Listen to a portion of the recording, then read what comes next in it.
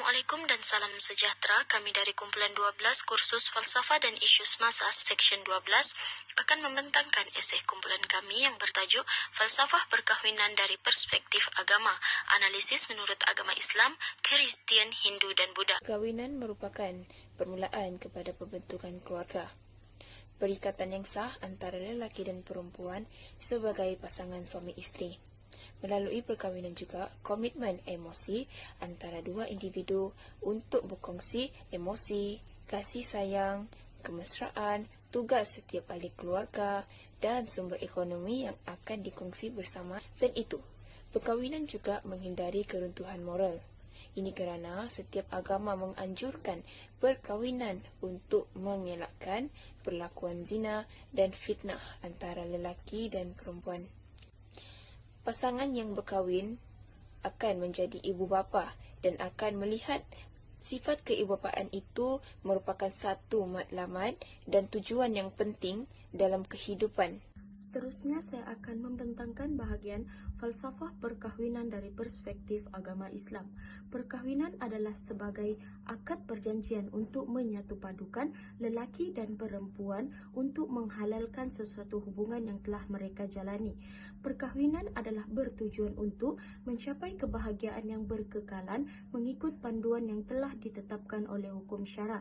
Seterusnya kita beralih kepada hukum, tujuan dan matlamat perkahwinan menurut agama Islam. Terdapat 5 hukum perkahwinan. Yang pertama iaitu harus, yang mana tidak mendatangkan dosa atau pahala kepada seseorang jika dia tidak berkahwin. Hukum kedua iaitu sunat, jika seseorang itu mampu dan mempunyai keinginan iaitu nafsu syahwat tetapi masih boleh mengawalnya. Hukum yang ketiga iaitu wajib, jika seseorang itu mampu dan mempunyai keinginan iaitu nafsu syahwat tetapi tidak dapat mengawalnya. Hukum yang keempat iaitu makruh, jika seseorang itu ingin berkahwin tetapi dia tidak mampu dari segi kewangan. Hukum yang terakhir iaitu hukum yang kelima iaitu haram, yang mana seseorang itu tidak dapat melaksanakan kewajipan kepada pasangannya.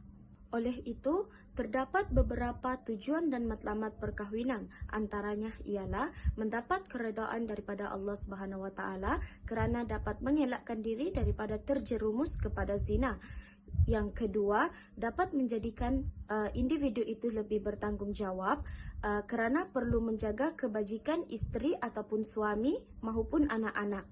Tujuan dan matlamat yang terakhir iaitu yang ketiga ialah dapat membentuk sebuah keluarga yang harmoni dan penuh kasih sayang, kerana rumah tangga yang harmoni adalah asas yang kukuh dalam pembentukan masyarakat yang baik dan gemilang. Terdapat 5 rukun perkahwinan menurut agama Islam. Yang pertama, lafaz iaitu ijab dan kabul. Yang kedua, wali. Ketiga, pengantin lelaki. Keempat, pengantin perempuan. Dan yang kelima, 2 orang saksi. Seterusnya kita beralih kepada syarat perkahwinan menurut agama Islam.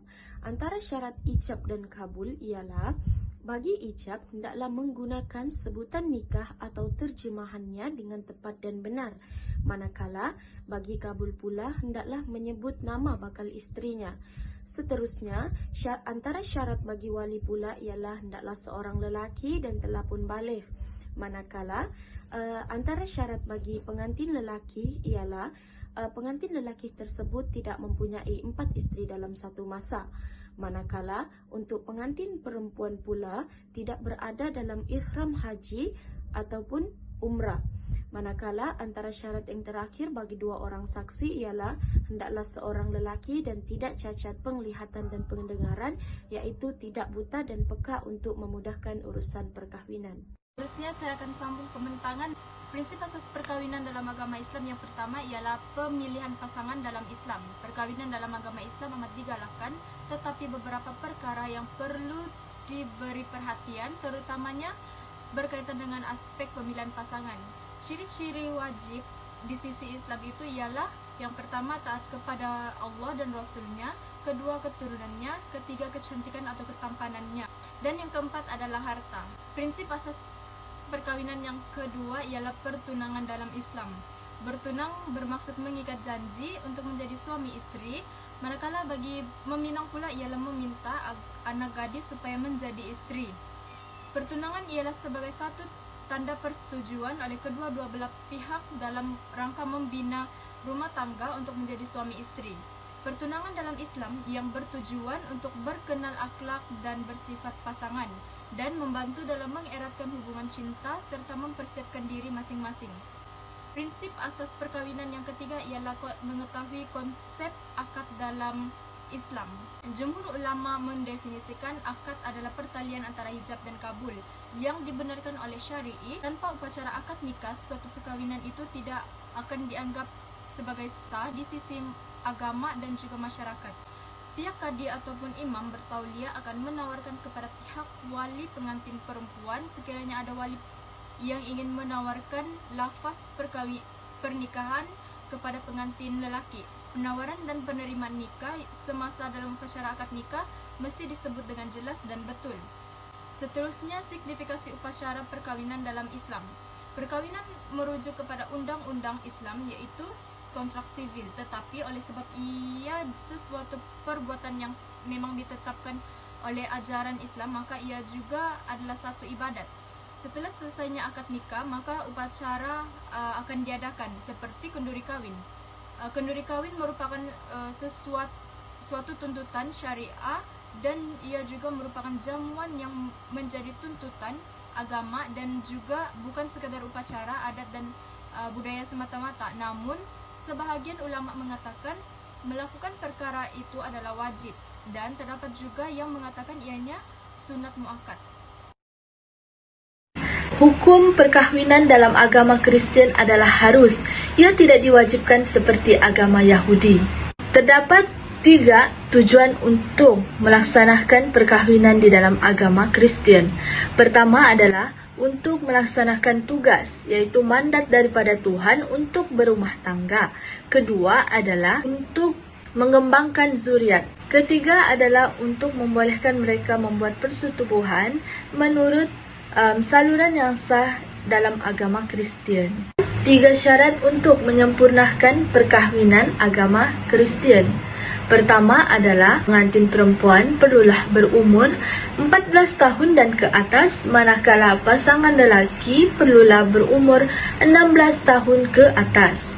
Perkahwinan tersebut perlulah mempunyai 2 orang saksi. Saksi itu perlulah seorang perempuan dan seorang lelaki. Saksi tersebut tidak boleh mempunyai pertalian darah dengan pihak pengantin. Akhir sekali, perlu mempunyai seorang pederi dalam upacara perkahwinan tersebut untuk menerima perjanjian daripada kedua mempelai tadi. Jangan membentangkan prinsip asas perkawinan dan signifikasi upacara perkawinan.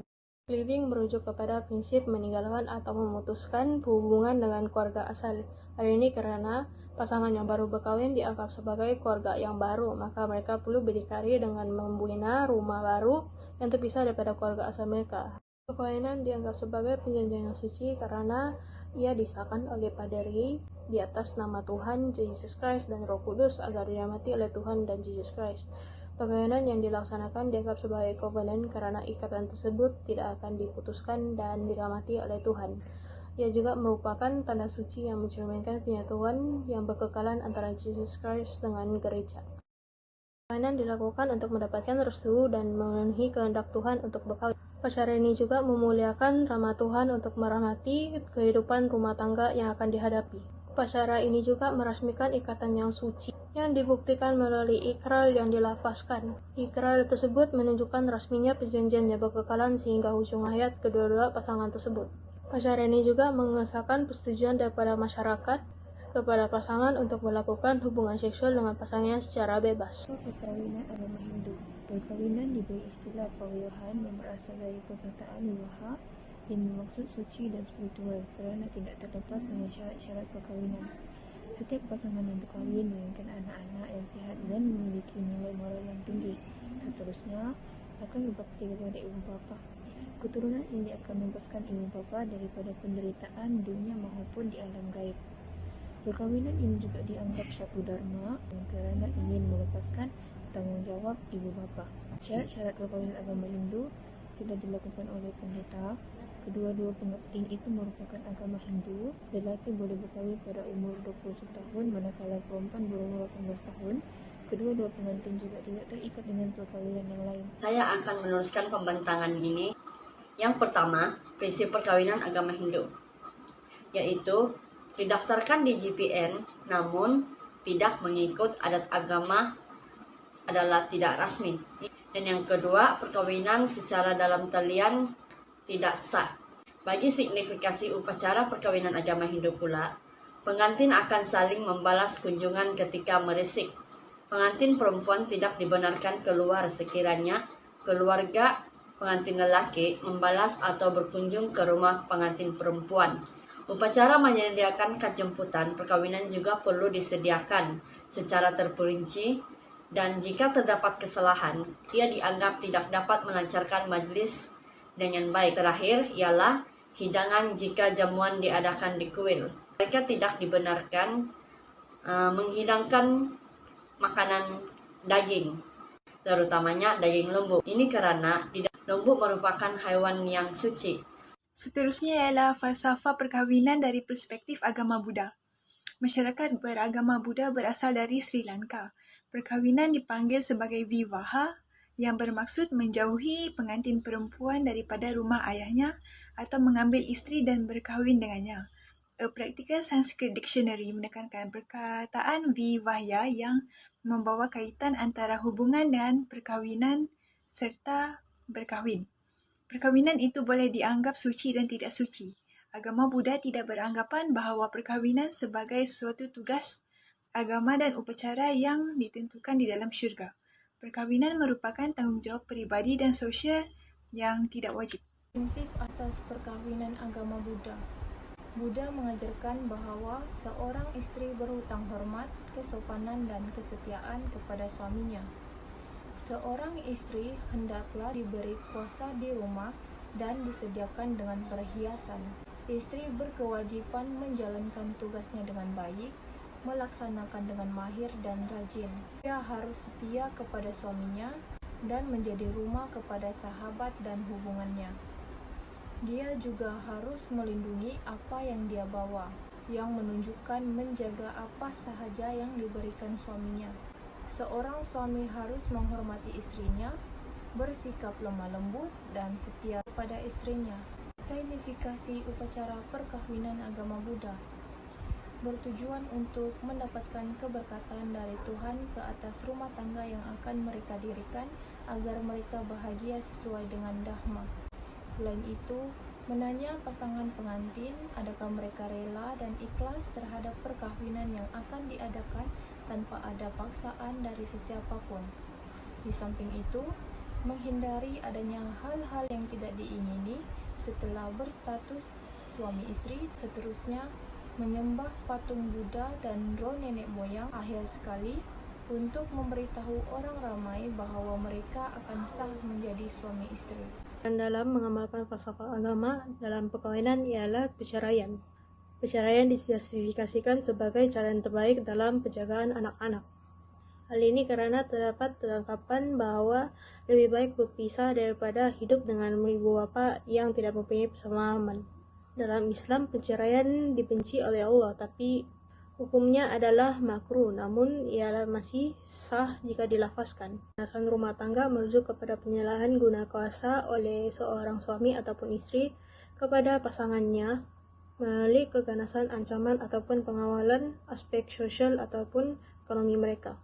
Dalam Islam, orang mukmin yang dianggap sempurna imannya adalah orang yang berlembut pada istrinya. Hal ini menunjukkan Islam membenci keganasan dan tindakan mencederakan pasangan sendiri. Adalah hubungan seksual tabi'i. Antara contohnya ialah homoseksual, sumbang mahram, penzinaan, dan bahalwa. Homoseksual bertentangan dengan perintah agama yang menetapkan perkawinan itu adalah antara perempuan dan lelaki, yang berdasarkan kisah Adam dan Hawa. Manakala halwat dan berzina pula, berbagai agama telah melarang keras dengan tindakan ini. Kesimpulannya, semua agama di dunia ini memiliki keindahannya yang tersendiri. Segala peraturan dan larangan yang telah ditetapkan dalam sesebuah agama adalah untuk kebaikan penganut agama itu sendiri. Pelbagai cabaran dan masalah yang akan dihadapi sekiranya seseorang individu itu tidak mematuhi larangan yang telah ditetapkan. Cabaran dan masalah yang akan dihadapi adalah seperti penceraian, keganasan rumah tangga dan hubungan di luar tabi'i.